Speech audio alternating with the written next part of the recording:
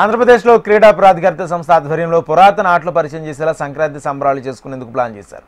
ఈ నెల 10, 11, 12 తేదీల్లో అన్ని జిల్లాల్లో నిర్వహించబోయే ఆటలకు సంబంధించి పోస్టర్ను శాప్ చైర్మన్ రవినాయుడు ఆవిష్కరించారు.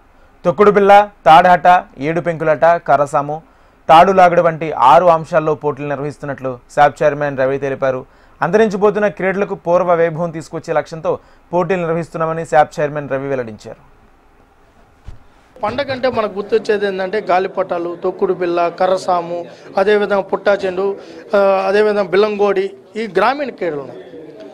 ఇవన్నీ చిన్నప్పుడు ఆడడం అంటే వాళ్ళని కాన్సన్ట్రేషన్ పెరిగేది, హెల్తీగా ఉండేవాళ్ళు, ఆనందంగా ఉండేవాళ్ళు, దాంతో మోర్ దెన్ యాక్టివ్గా ఉండేవాళ్ళు.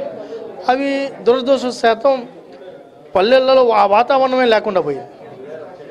దాన్ని మళ్ళీ గుర్తు చేయాలి, భాగస్వాములు చేయాలి. తద్వారా